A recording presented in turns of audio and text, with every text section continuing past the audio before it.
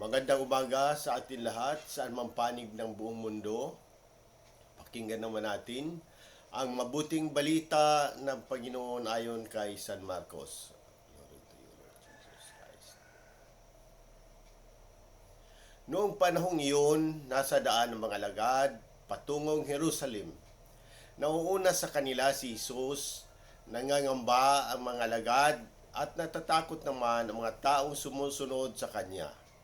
Ibinukod ni Jesus ang 12 at sinabi ang mangyayari sa kanya. Wika niya, "Ngayoy, paahon tayo sa Jerusalem. Ang anak ng tao'y ipagkakanulo sa mga punong saserdote at sa mga iskriba. Kanilang hatulan siya ng kamatayan at ibibigay sa mga hentel. Siya'y tutuyuin nila, luluraan, hahagupitin at papatayin. Ngunit muli siyang mabuhay pagkaraan ng 3 araw."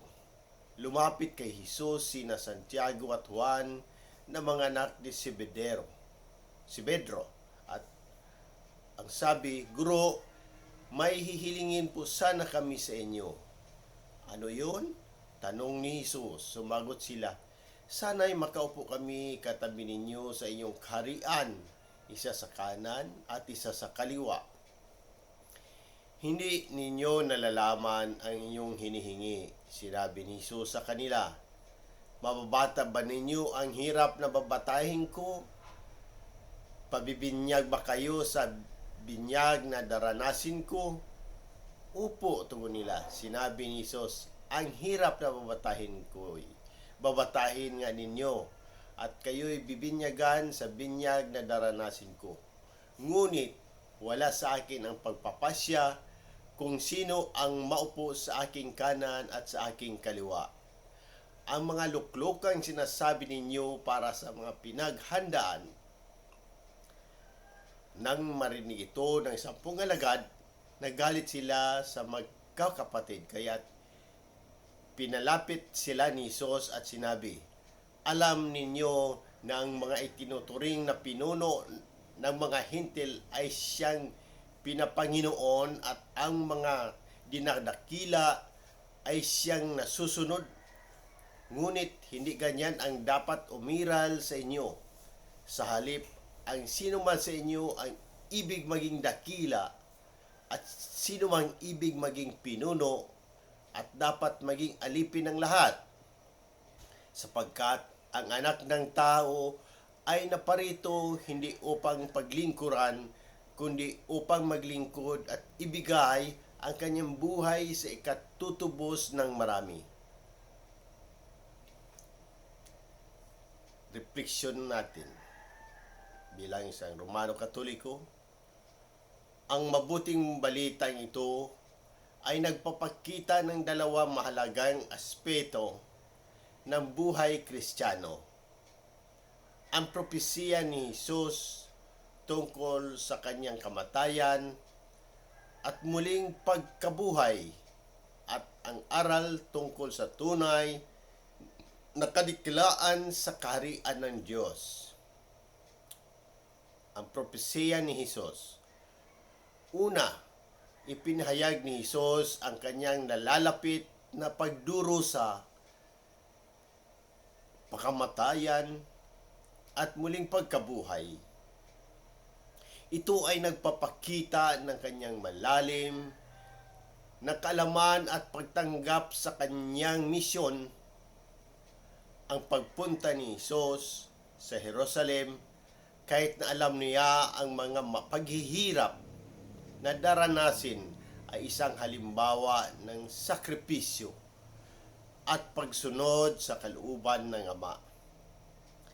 Bilang mga Kristiyano, tayo rin ay tinatawagan na sundin ang kalooban ng Diyos sa ating buhay, kahit na ito ay may kasamang pagsubok at paghihirap. Ang tunay na kadakilaan.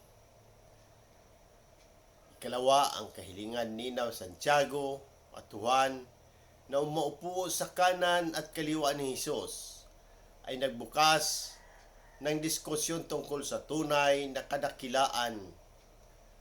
Ipinaliwanag ni Jesus na ang kadakilaan sa kanyang kaharian ay hindi nasukat sa kapangyarihan o posisyon, kundi sa paglingkod at sakripisyo. Ang sinumang nais maging dakila ay dapat maging lingkod, at ang sinumang nais maging una ay dapat maging alipin ng lahat. Paglilingkod at sakripisyo. Ang mga aral ni Jesus ay nagbibigay diin na ang tunay na pinuno ay yaong marunong maglingkod at magbigay ng sarili para sa iba. Ang anak ng tao na paririto hindi upang paglingkuran, kundi upang maglingkod, ay ang ating pinakamainam na halimbawa bilang mga tagasunod ni Kristo. Tayo ay tinatawagan na maglingkod sa ating kapwa na may puso at diwa ng pagmamahal at kababaang loob. Pagnilayan natin. Pag-una, pagsunod sa kalooban ng Diyos. Katulad ni Jesus, handa ba tayong sumunod sa kalooban ng Diyos kahit na ito'y mahirap at puno ng pagsubok? Pangalawa, paglilingkod sa kapwa. Paano natin naisabuhay ang paglilingkod sa ating kapwa sa araw-araw na pamumuhay? Pangatlo, pagiging alagad ni Kristo. Tayo ba ay nagpapakita ng kababaang loob at sakripisyo tulad ng itinuro ni Jesus sa ating mga gawain at pakitungo sa iba? Sa pagninilay at pagsasabuhay ng mga aral na ito, tayo ay maging mas malapit sa Diyos at makakamtan natin ang tunay na kadakilaan na nakabatay sa pag-ibig at paglingkod at sakripisyo. Amen. Sa muli, sa Diyos ang papuri at pagpapala. Magandang umaga sa ating lahat.